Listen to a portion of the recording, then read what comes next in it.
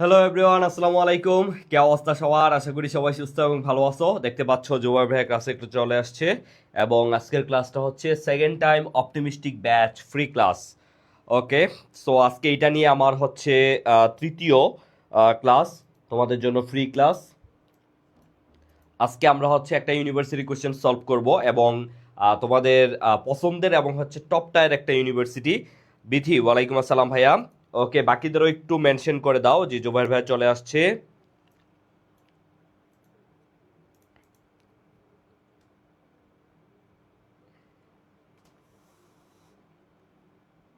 ওকে, আপনার ক্লাসের অপেক্ষাতে ছিলাম। আচ্ছা, সাইমা আমিন, ওয়ালাইকুম আসসালাম। প্রমি আক্তার বিথি, ওয়ালাইকুম আসসালাম। ওকে, সবাইকে একটু দেখতে চাই। সবাই দ্রুত দ্রুত একটু ক্লাসটা শেয়ার করে ফেলো আর হচ্ছে বন্ধুদেরকে মেনশন করে ফেলো। প্রমি সরকার, ওকে।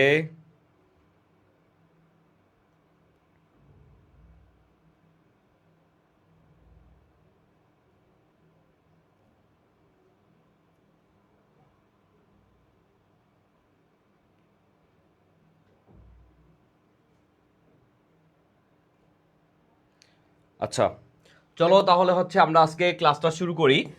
আজকে আমি তোমাদেরকে যেটা দেখাবো সেটা হচ্ছে চট্টগ্রাম বিশ্ববিদ্যালয়ের একটা প্রশ্ন দেখাবো। হ্যাঁ, চট্টগ্রাম বিশ্ববিদ্যালয়ের একটা প্রশ্ন দেখাবো, ডি ইউনিট, যেটা গত বছর পরীক্ষায় আসছিল, ডি ইউনিট। এবং সেই প্রশ্নটা আজকে আমরা সলভ করব এবং দেখব যে আসলে কি ধরনের প্রশ্ন পরীক্ষায় আসে, কি ধরনের প্রশ্ন পরীক্ষায় আসে সেটা আমরা দেখব। ঠিক আছে? ওকে, আমার সাথে অনেকেই যুক্ত হয়ে গেছো।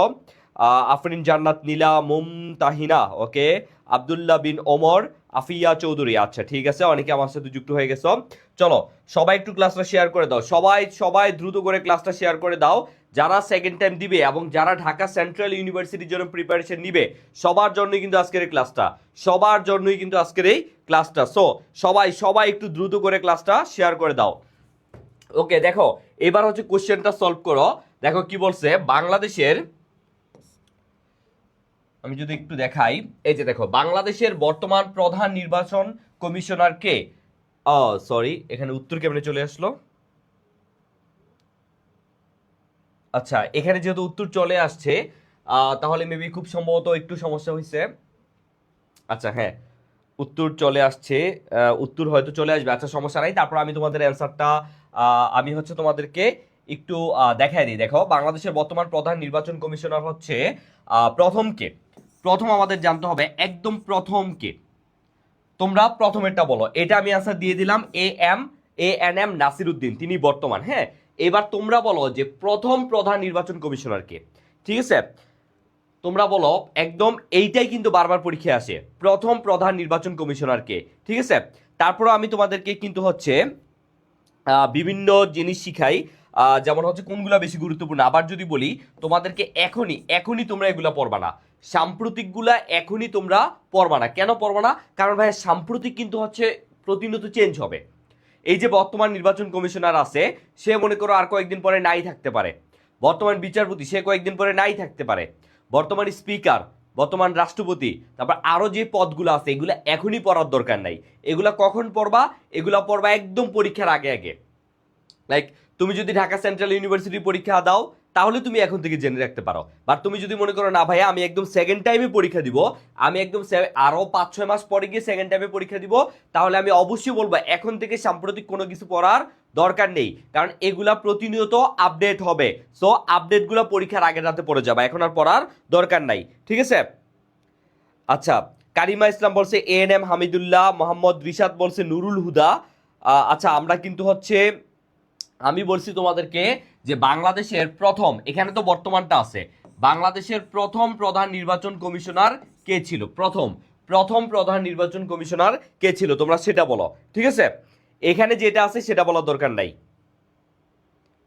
না, তোমরা ক্লাসটা শেয়ার করতেছো না। আমি চাই এই যে 125 জন, 125 জনই একটা করে শেয়ার করবা, জাস্ট 125 জন জাস্ট একটা করে শেয়ার করবা। আমি বেশি শেয়ার চাই না, জাস্ট একটা করে শেয়ার করবা। এবং এই যে তোমাদের জন্য আমরা বিনামূল্যে ক্লাসটা দিচ্ছি, তোমার তো একটা দায়িত্ববোধ আছে বা তোমার তো একটা দায়বদ্ধতা আছে, তাই না? সেই জন্য তোমরা এই 140 বা 150 জন যারাই আসো সবাই জাস্ট একটা করে ক্লাসটা শেয়ার দিবা, তাহলে ইনশাল্লাহ হয়ে যাবে, ঠিক আছে? ওকে, মোহাম্মদ ইদ্রিস বলছে কে? তন্দ্রা সরকার বলছে মোহাম্মদ ইদ্রিস। আচ্ছা ঠিক আছে, এই তো আমি পেয়ে গেলাম answer, Tandra Sarkar, thank you. তাহলে এটা হবে প্রথম প্রধান নির্বাচন কমিশনার হচ্ছে মোহাম্মদ ইদ্রিস, ঠিক আছে, ইদ্রিস। আর এখানে দেখতে পাচ্ছ বর্তমান যে নির্বাচন কমিশনার তিনি হচ্ছে ANM নাসির উদ্দিন, ঠিক আছে। এইবার তোমার এটা আসতে পারে যে বাংলাদেশের যে নির্বাচন কমিশন, এবার তোমরা আমাকে বলো নির্বাচন কমিশন সম্পর্কে সংবিধানের কোন অনুচ্ছেদে বলা আছে? সংবিধানের কোন অনুচ্ছেদে বলা আছে সেটা আমাকে বলবা। তারপরে তাদের মেয়াদ কত বছর সেটা বলবা, ঠিক আছে। এবং এখানে কতজন আছে, এখানে কতজন হচ্ছে তোমার সদস্য টোটাল কতজন এটাও বলবা। সদস্য টোটাল কতজন এগুলা বলো, দেখি কে কে পারে। নির্বাচন কমিশনের যে অনুচ্ছেদ, এই নির্বাচন কমিশন নিয়ে অনুচ্ছেদ কত নাম্বার অনুচ্ছেদ বলা আছে? ওয়ালাইকুম আসসালাম। ওকে, আচ্ছা, কারিমা ইসলাম বলছে 118, তন্নি চক্রবর্তী বলছে 118, প্রমি সরকার বলছে 118, আফরিন জান্নাত নীলা বলছে 118, রাইট। এই নির্বাচন কমিশন নিয়ে 118 নাম্বার অনুচ্ছেদে বলা আছে, ঠিক আছে। এই জন্য এটা আমাদেরকে জানতে হবে এবং মনে রাখতে হবে, এই যে নির্বাচন কমিশন এইটা কিন্তু হচ্ছে ভাইয়া, এইটা হচ্ছে তোমার, এটা দিয়ে আমি দেখাই, এই নির্বাচন কমিশন এইটা কিন্তু হচ্ছে একটা সাংবিধানিক প্রতিষ্ঠান, একটা কি সাংবিধানিক প্রতিষ্ঠান, মনে রাখবা, এটা হচ্ছে একটা সাংবিধানিক প্রতিষ্ঠান, ঠিক আছে, একটা সাংবিধানিক প্রতিষ্ঠান, এটা মনে রাখতে হবে, ঠিক আছে। নির্বাচন কমিশন আমরা জানি সাংবিধানিক প্রতিষ্ঠান বাংলাদেশে মেইনলি 4টা ধরা হয়, তার মধ্যে এইটা হচ্ছে একটা সাংবিধানিক প্রতিষ্ঠান। PSC পাবলিক সার্ভিস কমিশন সেটা একটা সাংবিধানিক প্রতিষ্ঠান। তারপরে তোমার হচ্ছে অ্যাটর্নি জেনারেল একটা সাংবিধানিক প্রতিষ্ঠান, এবং আরেকটা হচ্ছে মহাহিসাব নিরীক্ষক ও নিয়ন্ত্রক। এই 4টাকে মেইনলি তোমাদের বইতে এই 4টা যেহেতু সাংবিধানিক প্রতিষ্ঠান হিসেবে দেওয়া আছে, তাই তোমরা এই 4টা সম্পর্কে ভালো করে পড়ে যাবা, ঠিক আছে। যেমন PSC 137 নম্বর অনুচ্ছেদে বলা আছে, ঠিক আছে, এগুলো একটু ভালো করে পড়বা। ওকে, হ্যাঁ 118 নাম্বার। মিকি মনি বলছে 5 বছর, রাইট। এটা হচ্ছে মেয়াদ হচ্ছে 5 বছর। মেয়াদ কত বছর? মেয়াদ হচ্ছে 5 বছর। আচ্ছা, আর সদস্য কতজন? অ্যান্সার পাচ্ছি না আমি। হ্যাঁ 5 বছর মেয়াদকাল। মাধবীলতা ওয়ালাইকুম আসসালাম। এবার আমাকে বলো সদস্য কতজন, এই নির্বাচন কমিশনের সদস্য কতজন? কেউ জানে না? এই প্রশ্নগুলোই তো পরীক্ষায় আসে। আমি সবসময় বলছি পরীক্ষার আগে যে নির্বাচন কমিশন নিয়ে একটা প্রশ্ন আসবেই আসবে, সেটা নির্বাচন কমিশন হোক বা নির্বাচন কমিশনার হোক, ঠিক আছে। কারণ এই যে নির্বাচন হয়েছে, ত্রয়োদশ নির্বাচন হয়ে গেছে, এই জন্য এখান থেকে আসা এটা খুব কমন জিনিস, ঠিক আছে, এটা খুব কমন জিনিস। ভাইয়া আগে সব পড়তে চাই যাতে পরে প্যারা খাইতে না হয়, এটাই তোমাদের ভুল ধারণা। এখন তুমি ভাই, আমি সবসময় বলি হার্ড ওয়ার্ক করবা না, করবা স্মার্ট ওয়ার্ক। তুমি তোমার বইয়ের যা আছে সবগুলা পেজ মুখস্থ করে ফেলো, কিন্তু পরীক্ষার হলে গিয়ে তুমি যেগুলো আসছে সেগুলোই যদি তোমার ভালো করে রিভাইজ দেওয়া না থাকে, সেগুলাকেই যদি তুমি একটু পাত্তা কম দিয়ে থাকো, তাহলে পরীক্ষার হলে কিন্তু সেই তোমাকে ছেকাটা দিবে, বুঝতে পারছো? এই জন্য সবাইকে পাত্তা দেওয়ার সময় নেই, যাদেরকে পাত্তা দিলে আমার লাভ আছে তাদেরকেই পাত্তা দিতে হবে। এখন তুমি সাম্প্রতিক সব পড়ে ফেললা, কিন্তু পরীক্ষার আগে সবগুলা চেঞ্জ হয়ে গেল, তখন কি করবা? সো এখন থেকে শুধু বেসিকগুলা পড়বা। এই যেমন আমাদের সেকেন্ড টাইম অপটিমিস্টিক ব্যাচ, সেখানে আমরা এখন শুধু বেসিক পড়াবো, ঠিক আছে। সেখানে বাংলা ইংরেজি, তারপর হচ্ছে তোমার সাধারণ জ্ঞান, ম্যাথ, তারপর হচ্ছে আইকিউ, এগুলো আমরা বেসিক পড়াবো। তারপরে যখন তুমি জাহাঙ্গীরনগরে পরীক্ষা দিবা, তখন শুধু জাহাঙ্গীরনগর অনুযায়ী পড়াবো। যখন তুমি বিউপিতে পরীক্ষা দিবা, তখন শুধু বিউপি অনুযায়ী পড়াবো। চট্টগ্রাম রাজশাহীতে পরীক্ষা দিলে চট্টগ্রাম রাজশাহীর মতো পড়াবো, বুঝতে পারছো? তো বেসিক কিন্তু তোমার একটা বিল্ডিং এর সবচেয়ে গুরুত্বপূর্ণ কি? বেস। আর সেই বেসটা যদি তোমার স্ট্রং থাকে, তারপরে ইঞ্জিনিয়ার চাইলে সেটাকে যে কোনো ভাবেই করতে পারে। সো আমরাও প্রথমে আমাদের সেকেন্ড টাইম অপটিমিস্টিক ব্যাচে তোমাদের বেসটা ক্রিয়েট করে দিব, তারপরে যে ইউনিভার্সিটি পরীক্ষা, সেই ইউনিভার্সিটি যেগুলো বেশি আসে সেগুলো আবার পড়াই দিব, তাহলে আমাদের সেকেন্ড টাইম অপটিমিস্টিক ব্যাচে যারা এখনো ভর্তি হওয়া নাই তারা দ্রুত ভর্তি হয়ে যাবে, ঠিক আছে? এই তো আমাদের 15 তারিখ হচ্ছে আমাদের কি ওরিয়েন্টেশন ক্লাস, তারপরে ক্লাস শুরু হয়ে যাবে। আচ্ছা, তাহলে সদস্য কতজন? একজন বলছে সদস্য 4 জন। অ্যাকচুয়ালি এখানে আমি বলি নাই যে আমি এখানে মোট সদস্য কয়জন বুঝাইছি। সদস্য বললে তোমার 5 জনই হবে। কেন 5 জন? কারণ হচ্ছে এখানে একজন হচ্ছে প্রধান নির্বাচন কমিশনার, আর বাকিরাও কিন্তু নির্বাচন কমিশনার। একজন হচ্ছে প্রধান আর বাকি 4 জন, টোটাল 5 জনই। সদস্য বললে 5 জনই হবে। এখানে তো কেউ বাকিরা সদস্যরা, বাকি এখানে টোটালটাই সদস্য। একজন প্রধান নির্বাচন কমিশনার আর বাকি 4 জন হচ্ছে নির্বাচন কমিশনার। বুঝতে পারছো? তাই এই জিনিসগুলো বুঝতে হবে, এগুলা ভালো করে বুঝতে হবে। ওকে, আচ্ছা ঠিক আছে। তাহলে এই ছিল আমাদের প্রথম নির্বাচন কমিশনার সম্পর্কে জানতে হবে এগুলা। ওকে, এবার আসো আমরা পরবর্তী কোশ্চেনটা দেখি। এখানে উত্তর দেওয়া আছে আমি জানি, কারণ হচ্ছে এগুলা যেহেতু আমরা পড়াই, এগুলা যেহেতু পরীক্ষায় চলে আসছে, তাই এগুলো তোমরা উত্তর পারবা, কোনো সমস্যা নাই। কিন্তু দেখো এই যে বেনি লাক্স, এটা বুঝাই যাচ্ছে, এই দেখো এটা বুঝাই যাচ্ছে বেনি লাক্স, এটা বুঝাই যাচ্ছে যে এটা হচ্ছে বেলজিয়াম, এটা হচ্ছে বেলজিয়াম, তাই না? বেলজিয়াম, এই যে দেখো বিই দিয়ে বেলজিয়াম, তারপর এনই দিয়ে নেদারল্যান্ড, এনই দিয়ে কি নেদারল্যান্ডস, তারপরে এই যে লাক্স দিয়ে কি, লাক্স দিয়ে কিন্তু আবার কেউ লাক্স সুপারস্টার লাক্স সাবান ভাইব না। লাক্স মানে কি লুক্সেমবার্গ, লাক্স মানে হচ্ছে লুক্সেমবার্গ। তাহলে দেখো তো এটা কোনটার সাথে মিলে? সুইডেনের সাথে কি মিলে? নাই, প্রথমটাই বাদ।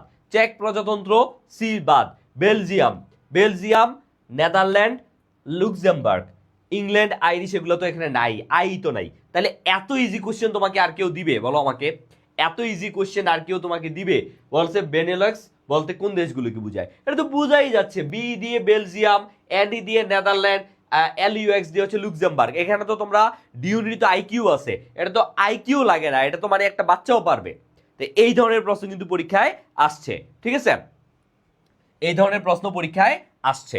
বেনেলাক্স এগুলো হচ্ছে তোমার আবার কোন জায়গার? পশ্চিম ইউরোপের দেশ, এগুলো হচ্ছে পশ্চিম ইউরোপের দেশ, পশ্চিম ইউরোপের দেশ, এটা মনে রাখবা, এগুলো হচ্ছে পশ্চিম ইউরোপের দেশ। এরা কেন একটা সংগঠন করছে, এরা কেন নিজেদের মধ্যে মিলছে? এরা হচ্ছে তোমার কিছু জিনিস হচ্ছে ফোকাস করছে, সেগুলো কি? সেগুলো হচ্ছে তোমার পলিটিক্যাল মানে অর্থনৈতিক, তারপরে হচ্ছে তোমার পলিটিক্যাল, ইকোনমিক, আচ্ছা ফাইন্যান্সিয়াল বলি আমরা, ফাইন্যান্সিয়াল বা ইকোনমিক, ফাইন্যান্সিয়াল, আর হচ্ছে তোমার আন্তঃসরকার। এই কয়েকটা গোলকে সামনে রেখে নিজেদের মধ্যে, এই তিনটা দেশ নিজেদের মধ্যে পলিটিক্যাল মানে রাজনৈতিক, ফাইন্যান্সিয়াল অর্থনৈতিক এবং আন্তঃসরকার, এই কয়েকটা জিনিসকে সামনে রেখে তারা হচ্ছে এইটা করছে। সো এখন থেকে বুঝবা যে শুধু গুরুত্বপূর্ণ যেগুলো আছে, আমরা এতদিন অনেকে ভেবে গেছি কি যে শুধু ন্যাটো আসবে, শুধু কি আসবে?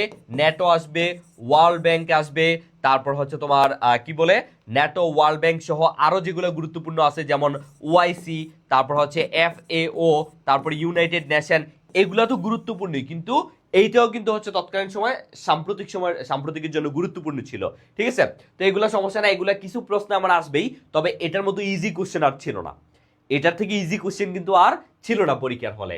যাই হোক, আশা করি এটা তোমরা পারবা, এটা নিয়ে এত পেন খাওয়ার কিছু নাই, ঠিক আছে? তারপরে আসো আমরা নেক্সট কোশ্চেনটা দেখাচ্ছি। ওকে, বাংলাদেশের জাতীয় ঐক্যমত্য কমিশন গঠন করা হয় কবে? এই কোশ্চেন আই থিঙ্ক এটা বুঝতে হবে যে এই কোশ্চেনটা রিপিট হওয়ার সম্ভাবনা নাই, কারণ এইটা যখন কোশ্চেন করছে তখন কি হয়েছিল? তখন হচ্ছে অন্তর্বর্তীকালীন সরকার ক্ষমতায় ছিল। তো এখন যেহেতু আর অন্তর্বর্তীকালীন সরকার ক্ষমতায় নাই, এখন হচ্ছে নতুন বিএনপি সরকার ক্ষমতায় আসছে, তাই এইটা পরীক্ষায় আসার সম্ভাবনা একটু কম। বুঝতে পারছো?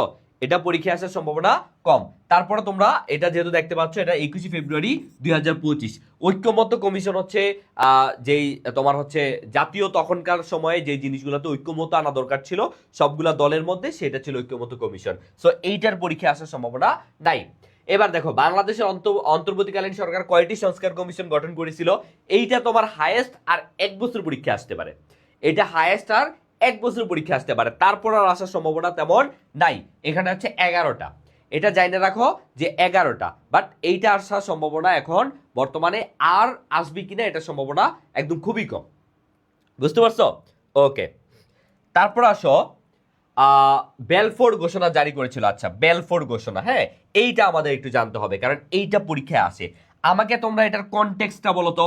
ফেসবুকে তো খুব বিভিন্ন মিমস দেখে আর শুধু কনটেক্সট খোঁজো, কনটেক্সট খোঁজো। এইবার আমাকে একটু কনটেক্সট বলো যে বেলফোর ঘোষণার কনটেক্সট কি, আমাকে বলো যে বেলফোর ঘোষণা কেন করা হয়েছিল। হ্যাঁ, আসো। বেলফোর ঘোষণা কেন করা হয়েছিল, এটার কনটেক্সটটা কি দেখি, আমাকে বলো।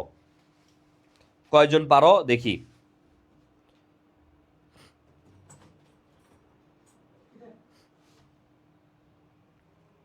ওকে, সবাই অ্যান্সার করে ফেলো।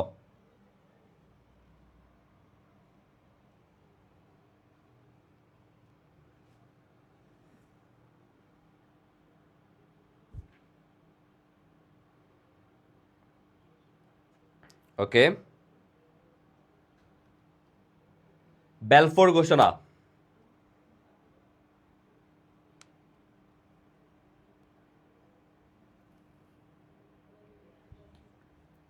ওকে, সামিউল ইসলাম বলছে 5-এর খ। আমরা তো এখানে অ্যান্সার জানতে চাচ্ছি না, এটা তো আমরা জানি, কিন্তু এটা কেন করা হয়েছিল সেটা কি জানো তোমরা? আচ্ছা, এই বেলফোর ঘোষণাটা কত সালে দেওয়া হয়েছিল বলো তো? এটা সাল, আচ্ছা তোমরা আমাকে বলো এটা সাল। এটা তো আমরা জানলাম যে যুক্তরাজ্য, বেলফোর যে আর্থার বেলফোর, এটা আমি বলি আর্থার বেলফোর কে ছিল? এই যে আর্থার বেলফোর, দেখো এই আর্থার বেলফোর, এটা কিন্তু একজন একজন ব্যক্তির নাম। এই আর্থার বেলফোর ছিলেন এই যুক্তরাষ্ট্রের পররাষ্ট্র সচিব। পররাষ্ট্র সচিব, এটা মনে রাখবা, পররাষ্ট্র সচিব ছিল। এবং এই যে বিশ্বযুদ্ধে, তোমার হচ্ছে প্রথম বিশ্বযুদ্ধে যখন হচ্ছে তোমার যুক্তরাজ্য জিতে যায় এবং হচ্ছে তোমার এখানে জার্মানি হেরে যায়, তখন কি হয়? তখন হচ্ছে অটোমান সাম্রাজ্যের আন্ডারে থাকে হচ্ছে তোমার ফিলিস্তিন। এই ফিলিস্তিন কিভাবে আসলে ইসরায়েল, ফিলিস্তিন তো এটা নিজেদের দেশ ছিল ফিলিস্তিনের, তাহলে তখন কেন ইসরায়েল সেখানে আসলো, এটার কনটেক্সটটা তোমাদের জানতে হবে না, সেটাই বলতেছি। এই 1917 সাল, সাল কত? 1917 সালের 2 নভেম্বর। তখন কোন, তখন হচ্ছে তোমার কোন যুদ্ধটা চলতেছে? তখন যুদ্ধ চলতেছে প্রথম বিশ্বযুদ্ধ। সেই প্রথম বিশ্বযুদ্ধে যখন হচ্ছে তোমার অটোমান সাম্রাজ্য হেরে যায়, মানে হচ্ছে তুরস্ক, অটোমান সাম্রাজ্য যখন হেরে যায়, তখন কি হয়? তখন হচ্ছে অটোমান সাম্রাজ্যের একটা দেশ ছিল ফিলিস্তিন। অটোমান সাম্রাজ্যের দেশ ছিল ফিলিস্তিন। এই ফিলিস্তিন হচ্ছে কারা দখল করে? দখল করে যুক্তরাজ্য। এই যুক্তরাজ্য হচ্ছে ফিলিস্তিন কি করে? দখল করে। এবং দখল করে তারা, এই যে সেটা দখল করার পরে এই যে পররাষ্ট্র সচিব আর্থার বেলফোর, তিনি হচ্ছেন কি করে? তিনি হচ্ছে একটা চিঠি দেয়, একটা চিঠি লেখে। কার কাছে চিঠি লেখে? রথ চাইল্ড। চিঠিটা লেখে হচ্ছে রথ চাইল্ড। এই রথ চাইল্ড ব্যক্তিটা আবার কি? এই রথ চাইল্ড হচ্ছে ইহুদিদের একজন ধর্মীয় গুরু। তাকে চিঠি লেখেন যে আমরা হচ্ছে এই যে একটা জায়গা আছে অটোমান সাম্রাজ্যের, যে ফিলিস্তিন একটা জায়গা আছে, সেখানে আমরা ইহুদিদের বসবাসের জন্য একটা হোমল্যান্ড, একটা নেশনস ল্যান্ড করতে চাই। এবং আপনি হচ্ছে কি করেন? ইহুদি যত জায়গায় ইহুদি আছে সবাইকে নিয়ে সেখানে পাড়ি জমান। এই যে আর্থার বেলফোর এই যে চিঠিটা লেখছে রথচাইল্ডের নিকট, এইটা কি বলা হয়? বেলফোর ঘোষণা, যেটা 1917 সালের 2 নভেম্বর দিছিল। বুঝতে পারছো? হ্যাঁ, 1917 সালে ইসরায়েল রাষ্ট্র প্রতিষ্ঠার জন্য বেলফোর ঘোষণা দেওয়া হয়। এটাই হচ্ছে বেলফোর ঘোষণা। বুঝতে পারছো? এটাই হচ্ছে বেলফোর ঘোষণা। 1917 সালে 2 নভেম্বর অটোমান সাম্রাজ্য, অটোমান সাম্রাজ্য কিন্তু প্রথম বিশ্বযুদ্ধে হেরে যায়। এই তুরস্ক, এটার মূল নেতৃত্বাধীন ছিল তুরস্ক। ঠিক আছে? ওকে, তারপর আসো, এখানে উত্তর দিতে হবে এমন কোনো কথা নেই, কারণ এগুলো তো তোমরা অলরেডি পরীক্ষা হয়েই গেছে, তাই না? তো এগুলো তো অলরেডি পরীক্ষা হয়ে গেছে, তাই অ্যান্সার তোমরা এমনিও জানো। আমি শুধু এগুলা থেকে আবার কিভাবে নতুন করে প্রশ্ন আসতে পারে সেটাই তোমাদের দেখাচ্ছি। তো দেখতে পাচ্ছ, তোমরা যারা আমাদের সেকেন্ড টাইম কোর্স সম্পর্কে আস্থা রাখতে চাও এবং আমাদের সেকেন্ড টাইম কোর্সে ভর্তি হতে চাও, ভাই আর একটু ফাস্ট পড়ানো যাবে? হ্যাঁ, পড়ানো যাবে, কোনো সমস্যা নাই, বাট আমি তাইলে হচ্ছে আরো ডিটেলসে বুঝাইতে পারবো না। এতে করে আমার ক্ষতি হবে না, তোমারই ক্ষতি হবে। আমি যদি একটা প্রশ্ন তোমাকে দেখাইলাম কিন্তু এটা সম্পর্কে আরো বিস্তারিত না পড়াই, তাইলে আসলে লাভ নাই। ঠিক আছে, আমি এখানে বলার মতো আমি চাইলে শুধুমাত্র এই ক্লাসটারে 6 থেকে 7 ঘন্টা নিতে পারবো, কিন্তু তারপর আমি চেষ্টা করতেছি কি শুধু গুরুত্বপূর্ণ তথ্যগুলো দেওয়ার, যাতে করে তুমি ক্লাসটা যে করতেছো এটা যেন একটু তোমার জন্য হেল্পফুল হয়, তোমার জন্য একটু ইফেক্টিভ হয়। না হলে তো ক্লাস করে লাভ নাই। ক্লাস তো অনলাইনে আরো অনেক আছে, আরো অনেকেই ক্লাস নেয়, ঠিক আছে, কিন্তু সবার ক্লাস তো করে লাভ নাই। ক্লাস করতে হবে যার ক্লাস তুমি বুঝো। আমার ক্লাস যদি না বুঝো তাহলে আমার ক্লাস করে দরকার নাই। যার ক্লাস তুমি বুঝবা, যার কাছে তোমার মনে হয় যে হ্যাঁ ওনার পড়াটা আমি বুঝি, তার কাছেই পড়বা, ঠিক আছে। ওকে, তাহলে এই যে আমাদের সেকেন্ড টাইম কোর্স মাত্র 4049 টাকায় ভর্তি চলতেছে। প্রথমে ফাউন্ডেশন, তারপরে তোমার সকল কোর্সের জন্য আলাদা আলাদা কোর্স পাবা এক ফিতে, আলাদা আর কোনো টাকা দেওয়া লাগবে না। এবং এক্সাম বেস আছে, টপিক ভিত্তিক, সাপ্তাহিক, মাসিক কোর্স এসে পূর্ণাঙ্গ মডেল টেস্ট।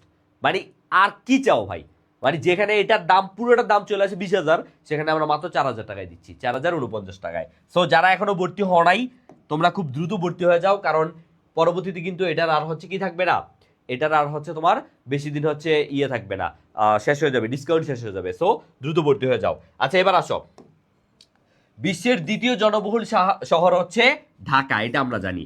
এবার তোমরা আমাকে বলো, এই যে জাতিসংঘ রিপোর্ট 2025 অনুযায়ী বিশ্বের প্রথম জনবহুল শহর কোনটা? দেখি আমাকে বলো, প্রথম কোনটা? দ্বিতীয় তো আমরা জানি হচ্ছে ঢাকা, দ্বিতীয় কি ঢাকা, এবং তৃতীয় কোনটা বলো দেখি, প্রথম এবং তৃতীয় কোনটা? দ্বিতীয় তো ঢাকা, এটা আমরা সবাই জানি, কিন্তু তৃতীয় কোনটা সেটা আমাকে বলো।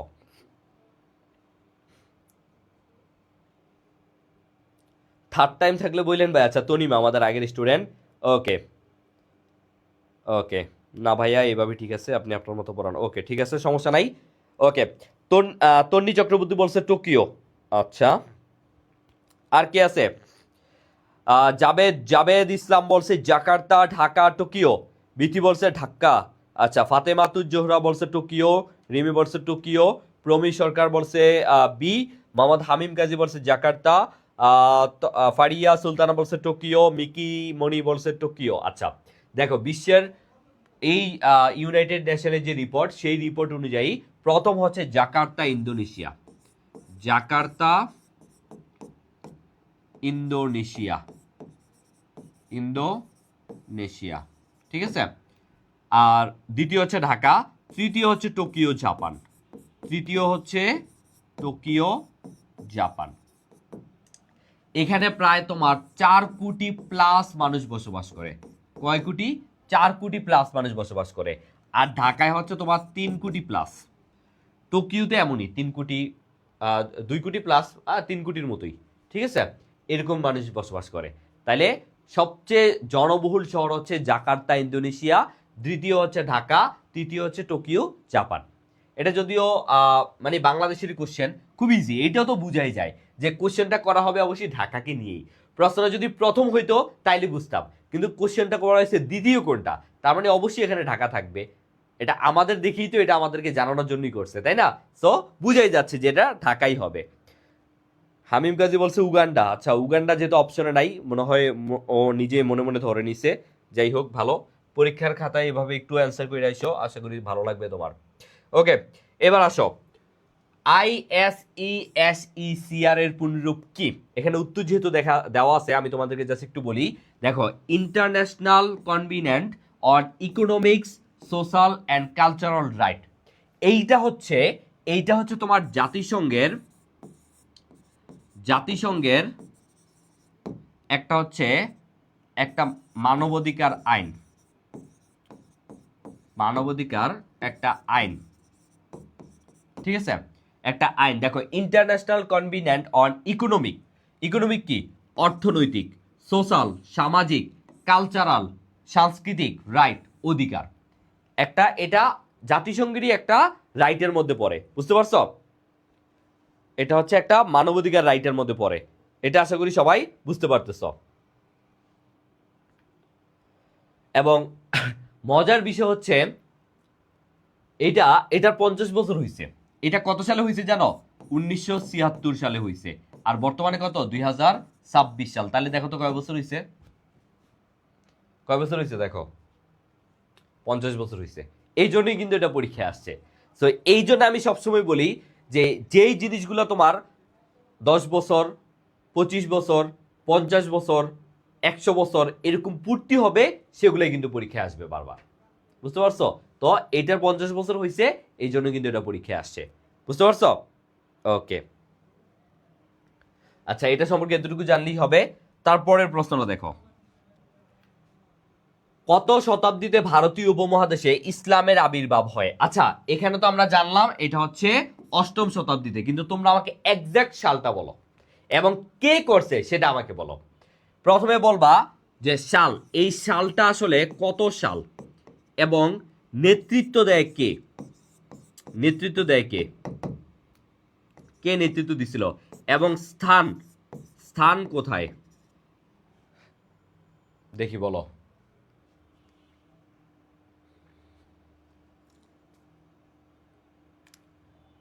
নোটিশ যায় না, এটা তো, এটা তো বলতে পারতেছি না। তাহলে তুমি হচ্ছে একটু ইয়ে করবে, একটু হচ্ছে আহ, এখানে ওই যে কিছু জিনিস আছে যেগুলো হচ্ছে তোমার ফলো করে রাখলে, তারপর হচ্ছে সি ফার্স্ট এমন কিছু জিনিস দেওয়া আছে, সেগুলোর মাধ্যমে হচ্ছে তুমি প্রথমে দেখতে পারবা, আই গেস সেগুলোর মাধ্যমে তুমি প্রথমে দেখতে পারবা।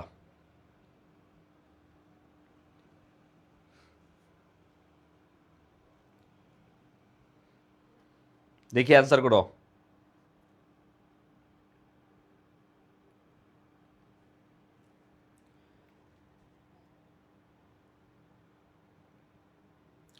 আচ্ছা, তোমরা কি ক্লাসটা শেয়ার করতেছো না? ক্লাসে আজকে খুব অল্প সংখ্যক স্টুডেন্ট আমি আসলে দেখতেছি। আচ্ছা, মোহাম্মদ বিন কাসিম 1204, মইজুদ্দিন 1204 বলছে, 712 মোহাম্মদ বিন কাসিম, এই তো তন্দ্রা সরকার বলছে। দেখো, বিষয়টা হচ্ছে কি, তোমার কত শতাব্দীতে ভারতীয় উপমহাদেশে ইসলামের আবির্ভাব হয়? প্রথমে যেটা হয়েছে, ইরাকের যে মোহাম্মদ বিন হাজ্জাজ, তার যে জামাতা, তার নাম কি? তার নাম হচ্ছে মোহাম্মদ বিন কাসিম।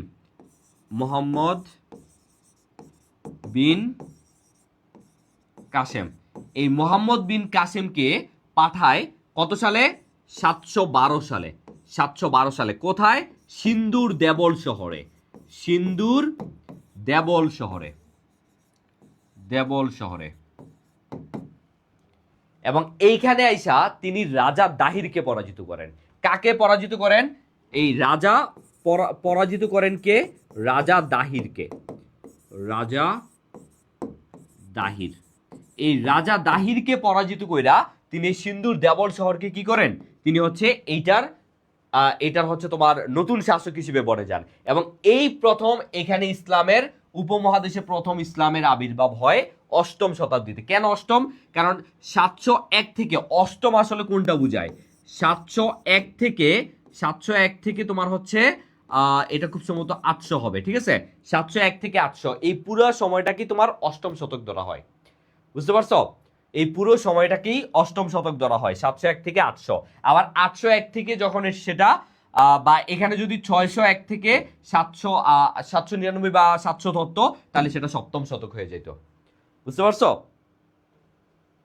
হ্যাঁ, তাহলে সর্বপ্রথম ভারতে কে আসছে? এই মোহাম্মদ বিন কাসিম। কত সালে? 712 সালে। কোথায়? সিন্ধুর দেবল শহরে। কাকে পরাজিত করেন? রাজা দাহিরকে পরাজিত করেন।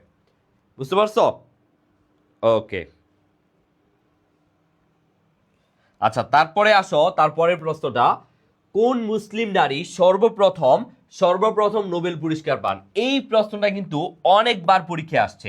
এই প্রশ্নটা কি হয়েছে? অনেকবার পরীক্ষায় আসছে। এটার অ্যান্সারটা আমরা জানি, শিরিন আবাদি। কিন্তু কথা হচ্ছে, এই শিরিন আবাদি কোন দেশের সেইটা তোমরা আমাকে বলো। শিরিন আবাদি কোন দেশের? কোন দেশের বলো তো? শিরিন আবাদি কোন দেশের, এইটা তোমরা তোমরা আমাকে বলো। শিরিন আবাদি কোন দেশের? মনে রাখবা, তিনি 2003 সালে, 2003 সালে নোবেল প্রাইজ পাইছিল। কত সালে নোবেলটা পাইছিল? 2003 সালে। এবং তিনি কিন্তু একজন হচ্ছে আইনজীবী। তিনি একজন কি? আইনজীবী এবং হচ্ছে তোমার মানবাধিকার কর্মী। মানবাধিকার কর্মী এই শিরিন আবাদি।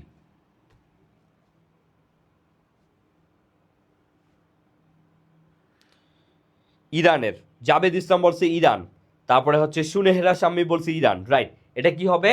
এটা হবে হচ্ছে ইরান। এতটুকু জানলেই হবে, তার সম্পর্কে আর বেশি কিছু জানা দরকার নাই। তিনি হচ্ছে ইরানের, এবং তিনি অ্যাকচুয়ালি যেটা নিয়ে কাজ করছে সেইটা আমাদের জানতে হবে। সেটা হচ্ছে তিনি শিশু শিশু নারী ও যারা হচ্ছে তোমার কি বলে বন্দি অধিকার আদায়, বন্দি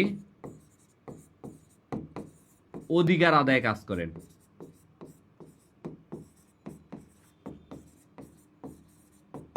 ঠিক আছে, এটা জানতে হবে। তিনি শিশু এবং ইরানের নারীদের উপর আগে একটা ডমিনেন্ট ভাব ছিল, এবং হচ্ছে যারা বন্দী, রাজনৈতিক কারণে বন্দী, শুধু বন্দী না, রাজনৈতিক কারণে যারা বন্দী এবং যারা হচ্ছে সমাজ সংস্কারের জন্য কাজ করতে চায়, তাদেরকে বন্দী হিসেবে রাখার জন্য এই তাদের অধিকার আদায় বা তাদের জন্য হচ্ছে তাদের পক্ষ হয়ে তিনি হচ্ছে আন্দোলন করেন, এই শিরিন আবাদি। বুঝতে পারছো? ওকে, ঠিক আছে। তারপরে আসো, তারপরের কোশ্চেনটা আমরা দেখি। প্রফেসর মোহাম্মদ ইউনূসের নেতৃত্বাধীন অন্তর্বর্তী সরকার কত তারিখে শপথ গ্রহণ করে? এই প্রশ্ন আর আসার সম্ভাবনা নাই। এটার অ্যান্সার আমরা জানি 8 আগস্ট 2024, বাট এই প্রশ্ন আসার সম্ভাবনা আর নাই। ঠিক আছে, ওকে। তারপরে আসো, বিশ্ব ইতিহাসে 1789 খ্রিস্টাব্দে কেন বিখ্যাত? দেখো, 1789 সালে আমরা জানি কি ছিল, ফরাসি বিপ্লব। এবার তোমরা আমাকে বলো ফরাসি বিপ্লবের স্লোগান কি ছিল। দেখি, এইটা গুরুত্বপূর্ণ। ফরাসি বিপ্লবের স্লোগান,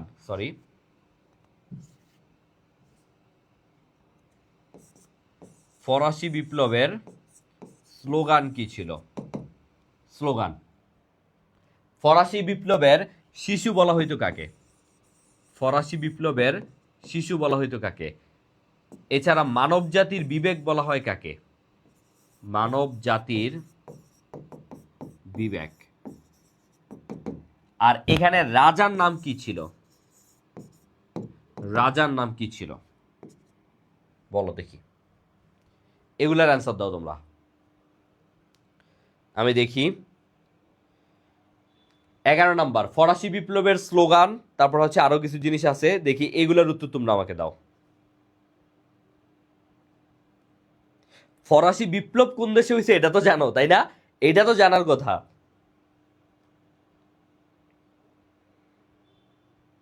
ওকে,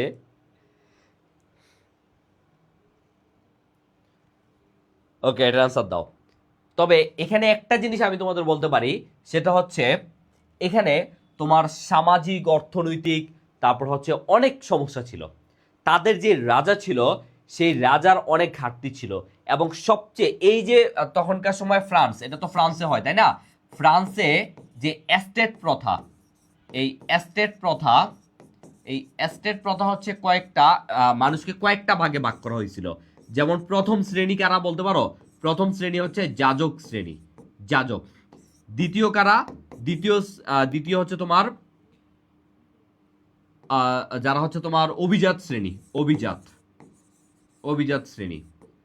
এবং তৃতীয় হচ্ছে তোমার সাধারণ যে শ্রেণী, ঠিক আছে, সাধারণ বা বিভিন্ন হচ্ছে যারা শ্রমিক, যারা হচ্ছে চাষি, কৃষক, এই তারা হচ্ছে এই শ্রেণী। মজার বিষয় হচ্ছে এই প্রথম শ্রেণী আর দ্বিতীয় শ্রেণী তারা ছিল মাত্র 2 থেকে 3%। কত? 2.3%।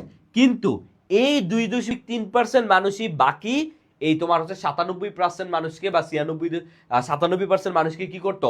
শোষণ করতো। এবং এই 2% যারা যাজক, মানে যারা হচ্ছে ধর্মীয় গুরু, তারা আর হচ্ছে অভিজাত যারা, তারা কি করতো? তারা কর দিত না। কর কাদের থেকে দেওয়া হইতো? এই সাধারণ মানুষের কর দেওয়া হইতো।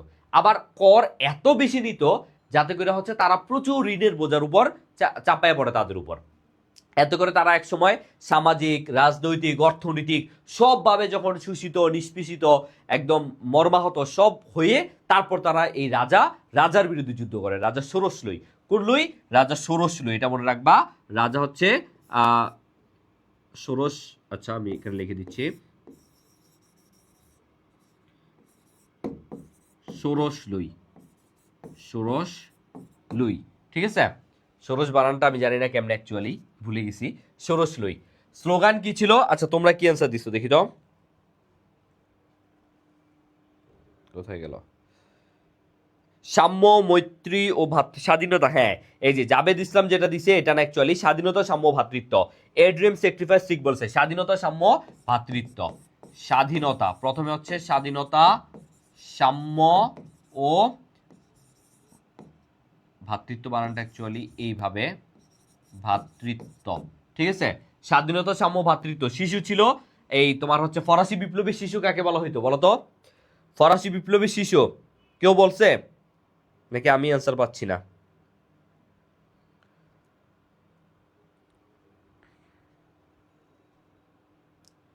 হ্যাঁ, ষোড়শ, রাজা ষোড়শ লুই। হ্যাঁ হ্যাঁ, ষোড়শ বানানটা অ্যাকচুয়ালি এইভাবে, ষোড়শ লুই।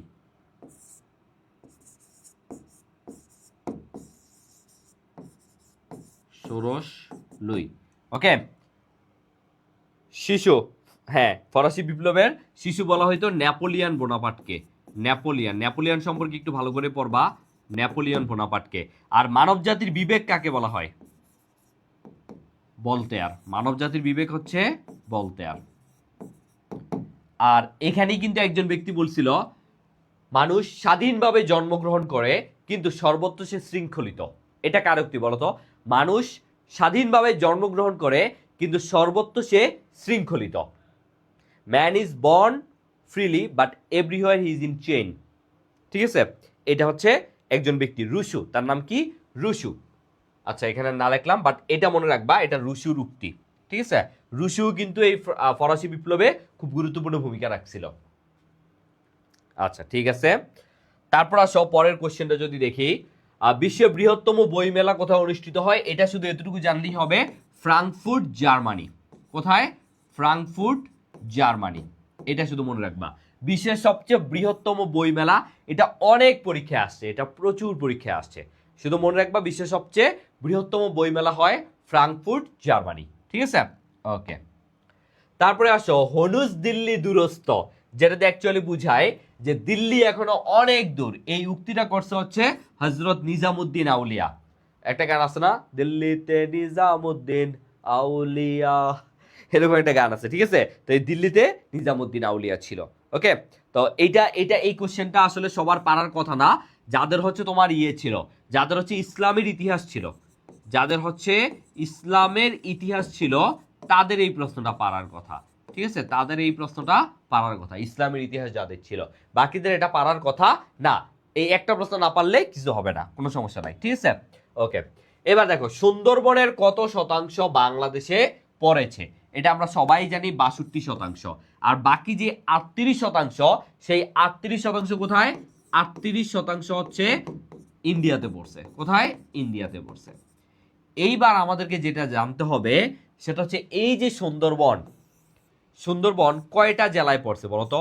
কয়টি জেলায়, কয়টি জেলায় পড়ছে সুন্দরবন? এটা পরীক্ষা আসে, প্রশ্ন আসে, সুন্দরবন কয়টি জেলায় পড়ছে? সুন্দরবনের আয়তন আমরা সবাই জানি, কিন্তু আমার ইসলামের ইতিহাস ছিল, কিন্তু এটা আজকে নতুন দেখলাম। আচ্ছা, শুনে রাখ সাম্মি, হ্যাঁ অনেক বইতে থাকতে পারে, কারণ বই তো আর সরকার থেকে দেয় না যে সব বই সেফ। অনেক বইতে আছে, আবার অনেক বইতে, এটা রাইটার, এক একজন রাইটার, তো রাইটার বেদে এটা এক একজনের বইতে থাকতে পারে, আবার থাকতে নাও থাকতে পারে। ঠিক আছে, ওকে। তাহলে সুন্দরবনের কয়টি জেলাতে অবস্থিত বলো এবার? সুন্দরবন কয়টি জেলাতে অবস্থিত? সুন্দরবনের অপর নাম কি কেউ বলতে পারবা? সুন্দরবনের অপর নাম, সুন্দরবনের অপর নাম, অপর নাম হচ্ছে বাদাবন। বাদাবন, ঠিক আছে। এবং সুন্দরবন হচ্ছে তোমার একটা, আমরা জানি এটা হচ্ছে একটা ম্যানগ্রোভ, একটা ম্যানগ্রোভ বন। কারণ হচ্ছে এখানে তোমার লবণাক্ত পানি এবং হচ্ছে এখানে শ্বাস জাতীয় এক ধরনের গাছ পাওয়া যায়। ঠিক আছে, এবং সুন্দরবনে অনেক সুন্দরী গাছ আছে, কেওড়া, তারপর হচ্ছে আরো অনেক ধরনের গাছ আছে। তো সুন্দরবন নিয়ে আমি আরো বিস্তারিত তোমাদের পড়াবো, লেকচার কত, লেকচার 8-এ পড়াবো। ঠিক আছে, সুন্দরবন সম্পর্কে। তো কয়টা জেলায় অবস্থিত? 5টা জেলা, রাইট। এটা হচ্ছে 5টা জেলায়। তবে অপশনে যদি কখনো 5 না থাকে, তখন তোমরা 3 দিবা। তখন কি দিবা? তখন 3 দিবা। এটা আমি এভাবে পড়াই যে সুন্দরবনের বাঘ সাঁতারে খুব পটু।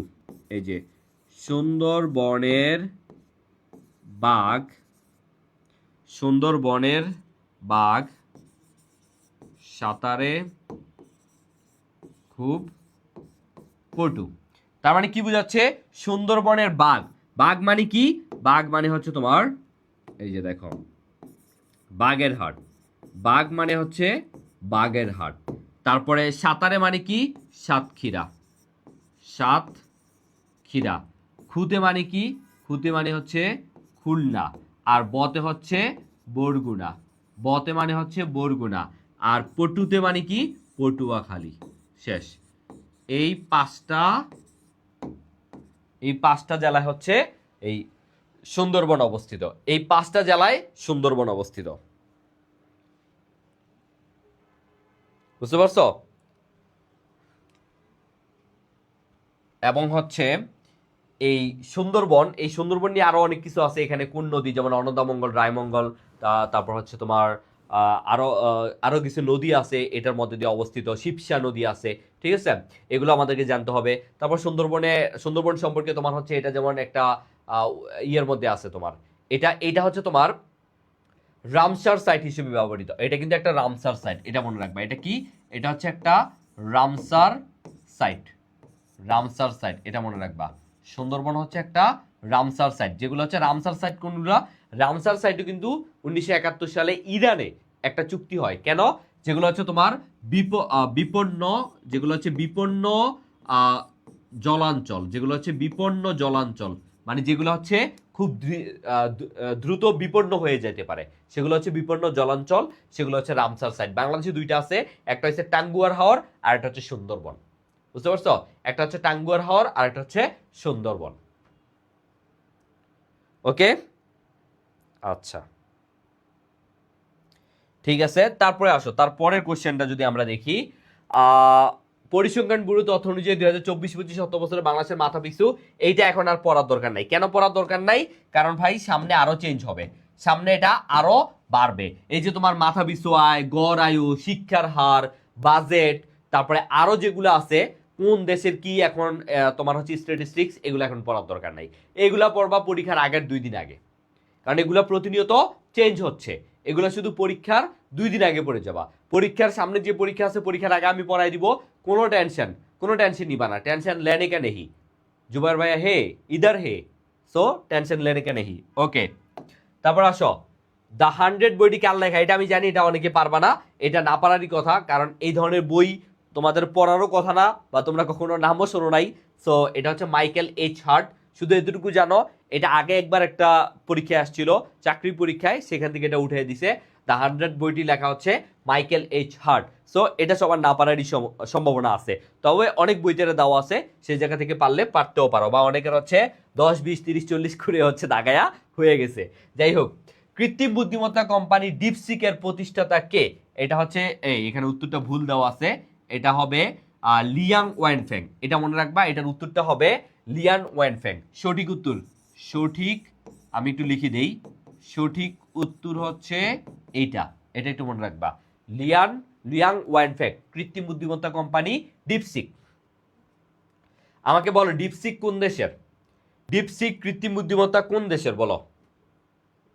এটা আমাকে বলো, এটা কোন দেশের?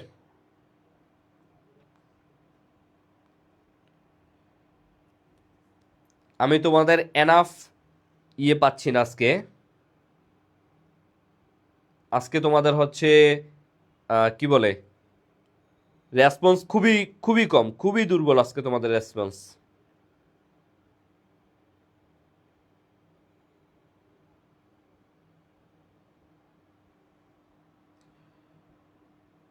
ওকে,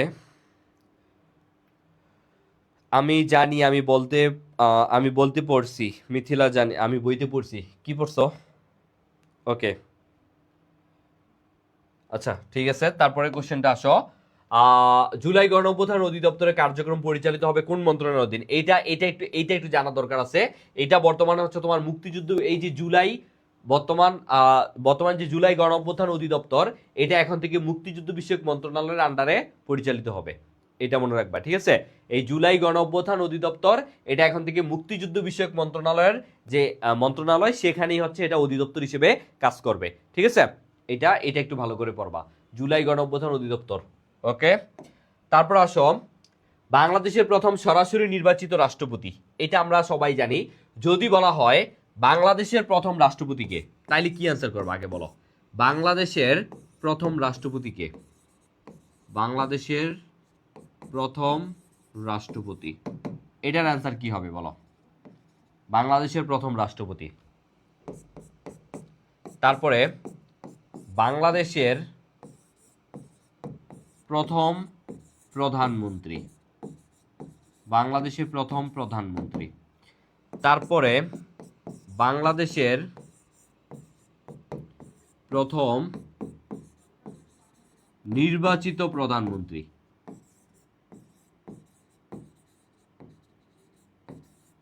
তারপর বাংলাদেশের প্রথম মহিলা প্রধানমন্ত্রী। এগুলোর উত্তর দাও দেখি। বাংলাদেশের প্রথম সরাসরি নির্বাচিত, এখানে কি বলছে? সরাসরি নির্বাচিত রাষ্ট্রপতি নাম কি? সেটা হচ্ছে জিয়াউর রহমান, তাই না? এখন পর্যন্ত বাংলাদেশের সরাসরি নির্বাচিত রাষ্ট্রপতি হচ্ছে 3 জন। কয়জন? এরকম সরাসরি নির্বাচিত রাষ্ট্রপতি 3 জন। তার মধ্যে 1 নম্বরে হচ্ছে কি? জিয়াউর রহমান। 2 নম্বরে হচ্ছে আব্দুস সাত্তার। 3 নম্বরে হচ্ছে তোমার এরশাদ। 3 নম্বরে হচ্ছে এরশাদ। ঠিক আছে, তোমরা এগুলোর উত্তর দাও। এই যে জিয়া, জেনারেল জিয়াউর রহমান, তিনি হন কত সালে জানো? তিনি হন 1978 সালে। আর ইনি হন, এটা একটু এখানে আসবে। জিয়া, তোমরা এগুলোর উত্তর দাও আমি যেগুলো দিছি। এই যে জিয়াউর রহমান, তিনি হচ্ছেন 1978 সালে হন। তিনি 1981 এবং এরশাদ খুব সম্ভবত 1986। এই 3 জন হচ্ছে বাংলাদেশের সরাসরি নির্বাচিত রাষ্ট্রপতি, মানে নির্বাচনের মাধ্যমে হন। ঠিক আছে, সরাসরি নির্বাচনের মাধ্যমে হন। জিয়াউর রহমান হচ্ছে তোমার, তিনি যখন নির্বাচিত হন তখন 76.63% ভোট তিনি পাইছিলেন। 76.63% ভোট তিনি, মানে তিনি তো গণভোট নিছিল, হা বা না, মানে তার পক্ষে আস্থা আছে কি নাই, হা ভোট না ভোটও নিছিল। ঠিক আছে। বাংলাদেশের প্রথম প্রধানমন্ত্রী তাজউদ্দিন আহমেদ, বেগম খালেদা জিয়া, তাজউদ্দিন আহমেদ, শেখ মুজিবুর রহমান। আচ্ছা, জাবেদ ইসলাম বলছে শেখ মুজিবুর রহমান প্রথমটা। আচ্ছা, প্রথমটা হচ্ছে তাহলে শেখ মুজিব, কি বাংলাদেশের প্রথম রাষ্ট্রপতি। কিন্তু বাংলাদেশের প্রথম প্রধানমন্ত্রী, আবার বাংলাদেশের প্রথম সরাসরি নির্বাচিত রাষ্ট্রপতি আবার কে? জিয়াউর রহমান।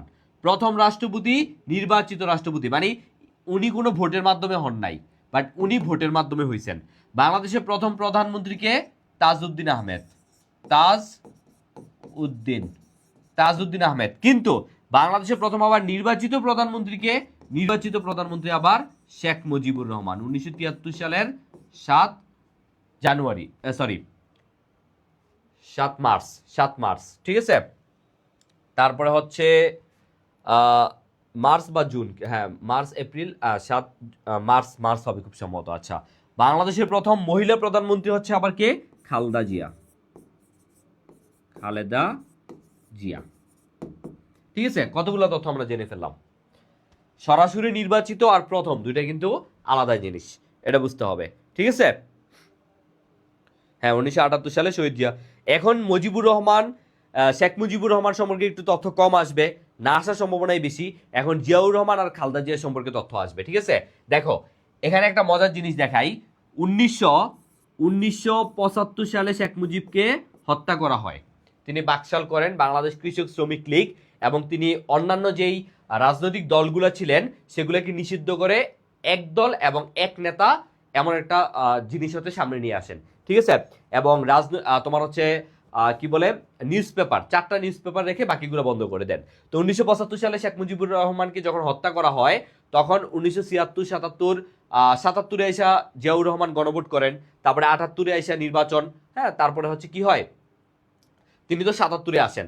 তো তারপরেই 1975 পর থেকে খন্দকার মোস্তাক বসে।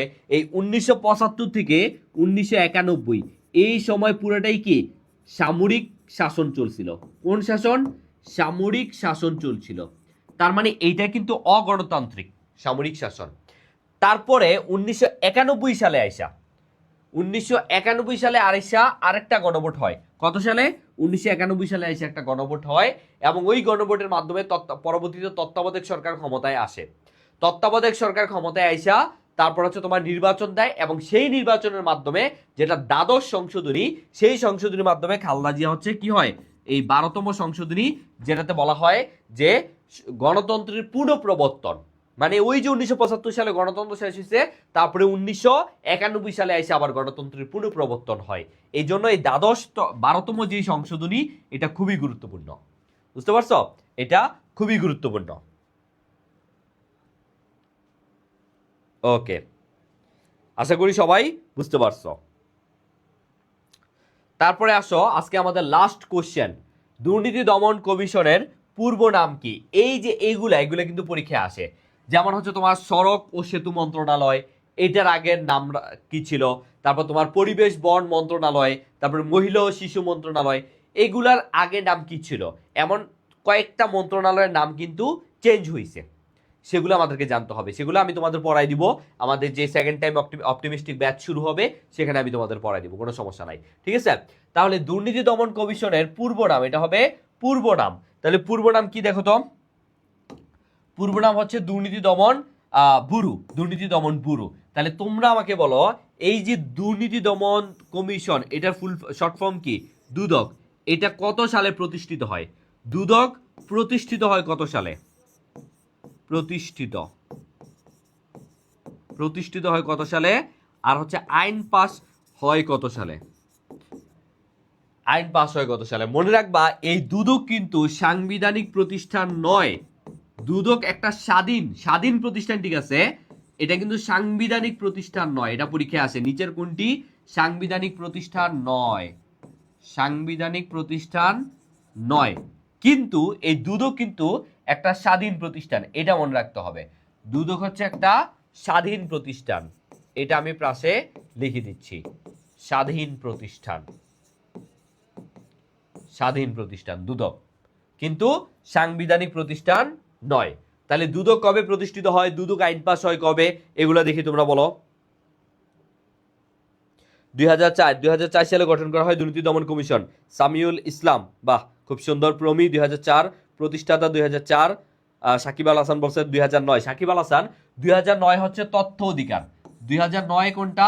তথ্য অধিকার, এটা মনে রাখবা। 2009 হয়েছে তথ্য অধিকার, যেটা আইন বা তথ্য কমিশন, সেটা 2009 হয়েছে। ঠিক আছে?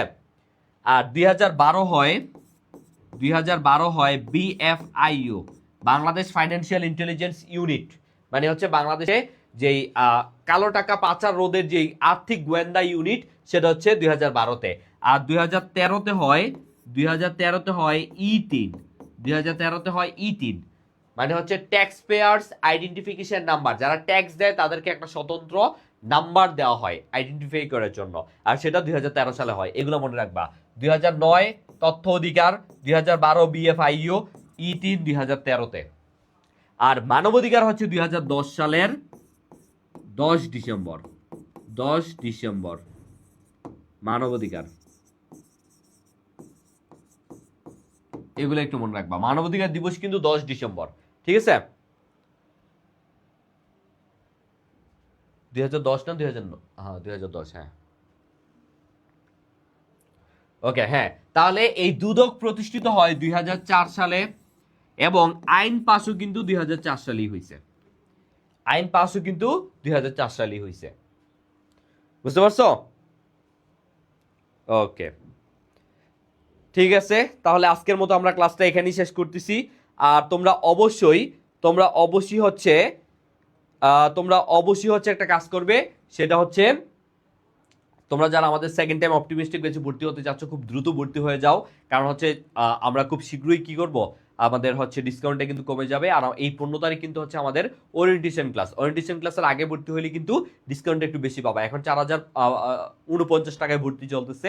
আর এতটুকু বলতে পারি যে আমাদের আই এডুকেশনের যে সেকেন্ড টাইম অপটিমিস্টিক ব্যাচ, ইনশাল্লাহ এর চেয়ে ভালো সার্ভিস তুমি আর কোথাও পাবা না, এবং এত কম টাকা এত ভালো সার্ভিস, এত ভালো টিচার প্যানেল অন্য কোথাও পাবা না।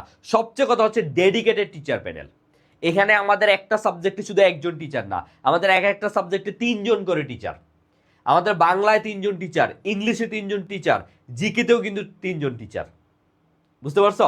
মানে তোমার টিচারদের অসুস্থতা থাকলে বা কোনো কিছু থাকলেও তোমার পড়াশোনার ঘাটতি হবে না। এবং 3জনই, যারা 3জন করে আছে, 3জনই ঢাকা ইউনিভার্সিটি সহ জাহাঙ্গীরনগর ইউনিভার্সিটি, ঢাকা ইউনিভার্সিটির। বুঝতে পারছো? তার মানে বুঝতে হবে যে আমাদের টিচার প্যানেল নিয়ে তোমার ন্যূনতম কোনো সন্দেহ থাকার কথা না, এবং সবাই ক্যাপাবল। এবং আমাদের ক্লাস করে তোমরা বুঝতেই পারতেছো আশা করি। ঠিক আছে? সো যারা এখনো ভর্তি হও নাই তারা দ্রুত ভর্তি হয়ে যাও ইনশাল্লাহ। ও 1948 সালে, সরি আমি একটু ভুল করছি। মানবাধিকার এটা 2010 না, এটা হচ্ছে 2010 সালের না, 1948 সালের 10 ডিসেম্বর। ঠিক আছে? মাঝে মাঝে হয় এরকম, অনেক তথ্য মাথায় থাকলে তখন দেখা যায় হচ্ছে কিছু জিনিস, সহজ জিনিসগুলো আমরা ভুল করে ফেলি। ঠিক আছে? মানবাধিকার, ওকে, ঠিক আছে।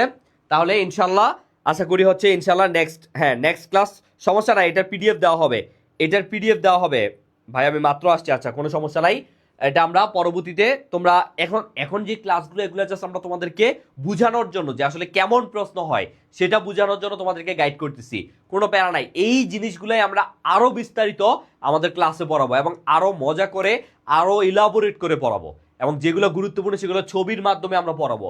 তোমরা যখন আমাদের পেড বেচে ক্লাস করবা তখন বুঝবা আসলে এটার গুরুত্ব। ঠিক আছে? তো আজকের মতো ক্লাসটা এখানে শেষ করতেছি। আশা করি সবাই সুস্থ থাকবে, ভালো থাকবে, আর বেশি বেশি পড়াশোনা করবে। আর এজ এ সেকেন্ড টাইমার সবসময় মনের মধ্যে একটা কথাই মাথায় রাখবা, সেটা হচ্ছে সেকেন্ড টাইম এটা শুধু দ্বিতীয় সুযোগ না, এটা শেষ সুযোগ, লাস্ট চান্স তোমার জন্য। এবং এই একটাই ওয়ে আছে তোমাকে নতুন করে ঘুরে দাঁড়ানোর। ওকে, সবাই ভালো থাকো, আসসালামু আলাইকুম।